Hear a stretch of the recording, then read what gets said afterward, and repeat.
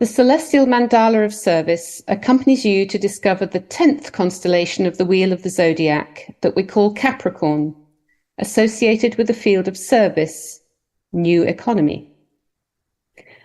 Welcome to this 10th episode of this cycle of podcasts dedicated to human service fields. And this month, in the sign of Capricorn, we will be focusing on the field of new economy and how we might imagine a healthy and sustainable economy in the new era of human life. My name is Lorraine Flower, and I'm a member of the Community of Living Ethics and your host for this podcast today. Capricorn invites us to learn to use our resources in the physical world wisely. It is believed to rule banking, politics, and governments, which are all areas of human life that are struggling today as a result of greed, inequality, and selfishness. In Capricorn, our goal is to transcend these negative qualities into positive ones, so that the use of these physical resources is based on compassion, love, and empathy. We are asked to transcend this energy from its lower state into its higher, and in this way, money can be seen as a tool used for the higher good. In Capricorn, we're invited to climb the mountain of soul growth and eliminate the need for suffering. We're invited to express unselfish love and live the truth of our soul light. To help us reflect on this vital subject of a new economy for humanity, I'd like to welcome our guest, Marcello Spinello. Marcello is an entrepreneur and researcher in the field of new models of ethical economy. Welcome, Marcello. Hello, everybody. Hello, Lorraine. Hi, Marcello. It's lovely to have you with us today. As I said, today we'll look at economy and, of course, within that, finance, which today we'd like to consider from the point of view of the ethics of the greatest good for the greatest number of people, in order to try to build a fairer world and honor the evolution of our own soul and the soul of this planet. So, Marcello, could we begin by maybe asking you to make a distinction between economics and finance? Because my sense is there's still a lot of confusion about these. Thank you, Lorraine. It's always a great pleasure to speak with you and to reflect. You asked me to make the distinction between economics and finance. I like to use the etymology of the words to understand more deeply. Economy derives from the Greek and it's made up of two words, oikos and nomos. Oikos, the house, nomos, the laws, by which economy invite us to the wise administration of our home, which is our home as an individual and our home as a family group, and our home, our nation, our planet, our solar system, our galaxy. And the question we have to ask ourselves is, are we taking care of all these areas? Are we aware that every economic action we take, even the simplest, has a scalar impact from the individual to the galaxy? In fact, we are not aware of this, and the theme of caring is one that we need to explore precisely by using the energy that the sign of Capricorn makes available to us, the conquest of the summit of understanding and the summit of light. Then we have finance, because we all talk about economy on a daily basis. Thinking we are talking about economics and operating in an economic sphere, instead, we often and really only thinking about finance, and this is the finance that dominate our lives, that heavily condition our lives as an individual, but also the lives of state and nation.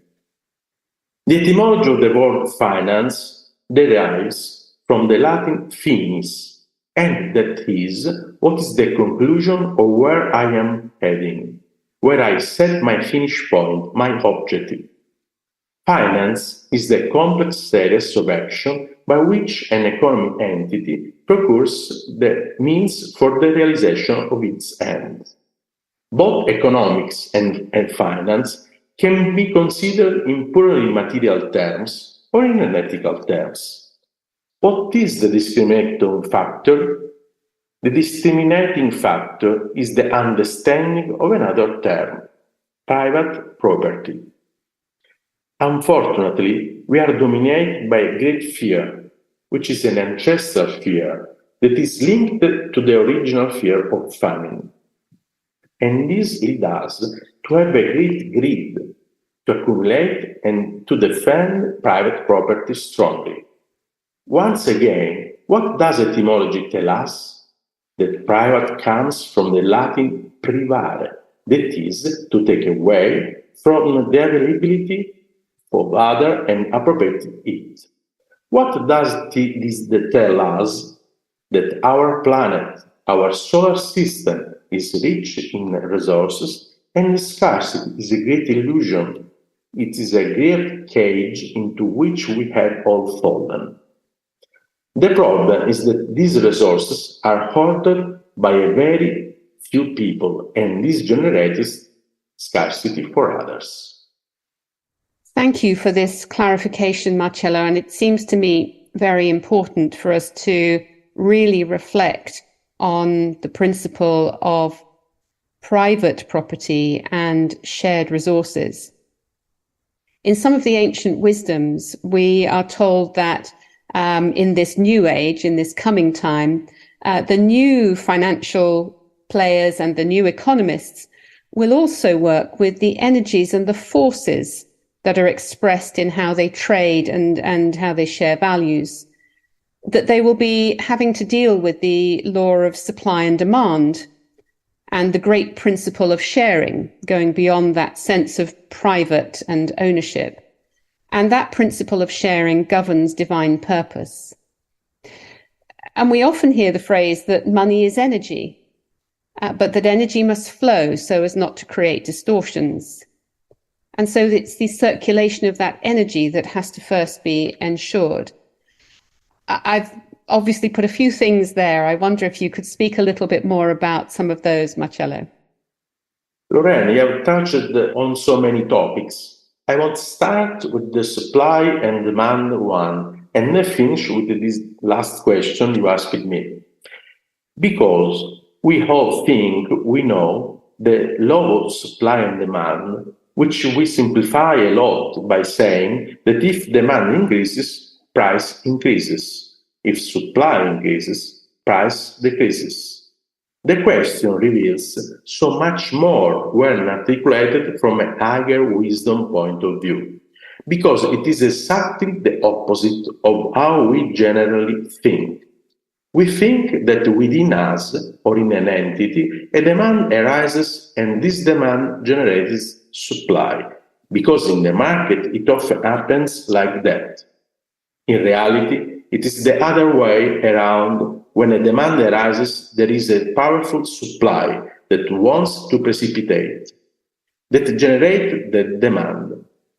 We need to better understand the gospel saying, "Ask and it will be given to you," because it's very true that when we invoke, we precipitate an evocation, but we invoke because an offer is ready for us. And this can help us discover an area of trust that we have unfortunately lost. We have separated ourselves from this one living organism, the planet and beyond. We live in this individual prison that deprives us of the connection to the abundant energy that is available on the planet. Let me give an example about supply and demand that just occurred to me a few minutes ago. That is quite obvious we live with every day. We have an innate demand for light, an innate demand for warmth, which then also manifests itself in the search for love. But where does this come from? It stems from the fact that our planet is battered 24 hours a day by the sun's ray that loves the planet deeply, And this gives rise in us to a great demand for love that we experience as a deficiency, but only because we are not connected to the primary source that provides us with energy in this solar system.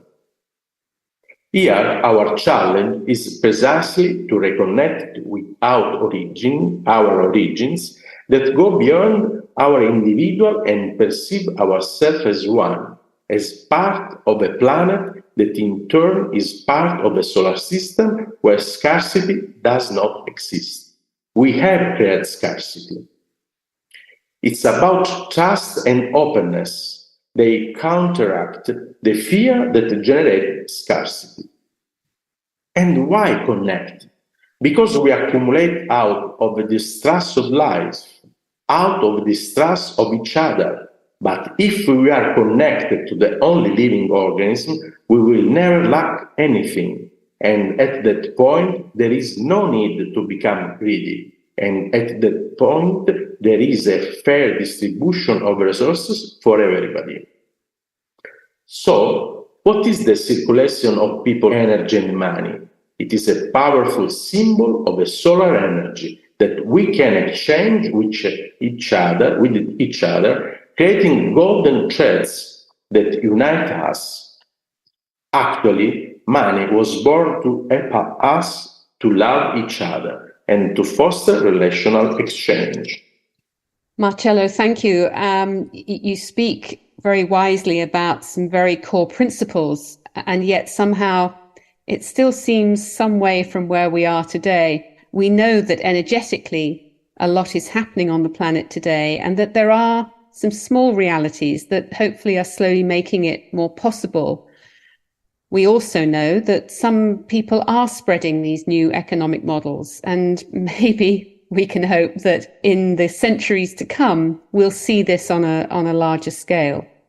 We hope that on a planetary level, we will start to see more visibly those things that are moving towards true exchange, true redistribution, a true sense of those talents and the qualities of the soul actually being present in the ecstasy of everyday living. But at this point, we could say perhaps we're truly preparing for a great celebration, a great feast, and that if we can acquire some of that trust you spoke with, we could start to collaborate more fully in our daily lives and to manifest this new economy in a new way. And remember that it is a field of service. But is there more we need to be doing, Marcello? Lorraine, the first thing we have to do is to decide to conquer the summit that Capricorn introduced us to, which is the summit of the awakening of consciousness. That is only if we commit ourselves to connect with ourselves, to establish an inner government and try to really understand who we are, a soul that is having an experience. Teilhard de Chardin said, "We are not human beings having a spiritual experience. We are spiritual beings having a human experience." Here, starting from this assumption, life turns upside down, the hourglass turns over, because everything that is separateness and fear and distrust becomes connection, union, trust in life. In simple terms, wealth. Let's ask this term. True wealth, which is prosperity that is the best first of all, and integrity that is on living a life guided by higher principles and values. I really love that definition for wealth, because it gets used so much in our world today and feels like a sense of separation again, and yet it is a fundamental birthright, and that we all have access to it, as you say. Marcello, I feel there's so much more we could be saying, but at this point, as we come to a close in our podcast, we ask every guest to give us maybe one sentence, one thought that each of our listeners can take away and use in their everyday lives. And I wonder if there's something that you can share with us that will help us to stay connected with this field of service of new economy and new finance?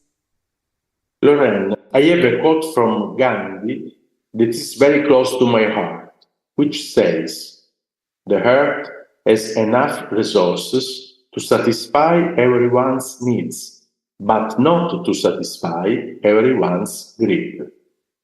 Here, this, in my opinion, is a synthesis that should lead us in our daily lives to become conscious producers of an economy that manifests beauty in every sphere. So, when I go to satisfy a need, I should really understand if it's an inner need, if it's a need of my soul that manifests itself in the sphere of personality. And at that point, by going to satisfy that need, I should generate beauty, and I should generate beauty for the whole system to which I belong. It's different when we go to satisfy an induced need that often generates disharmony and lack of beauty. It becomes the litmus test of our ethical choices in the field of economy. If we produce beauty, it means that we are truly working to conquer this peak of awareness that must see us no longer private owners of something, but wise administrator who lives what they administrated more beautiful than before. Again, the introduction of the principle of beauty is very uplifting, and I really hope this is a task that we will have the strength and the courage and the confidence to embrace and to bring that beauty into our lives, and to see that exercise that you've given us, that simple question that you've invited us to consider in all our choices as we utilize our economy and our wealth. Thank you so much, Marcello, for giving us this reflection. And thank you again for being part of our podcast. We really appreciate your time and your thoughts. Thank you to all our listeners for being part of the podcast too. And we look forward to sharing more thoughts with you on the next cycle next month. But for now, thank you, Marcello. And we hope to see you again soon in this podcast. Thank you, Lorraine, for this occasion of beauty. See you soon. Thank you, you all.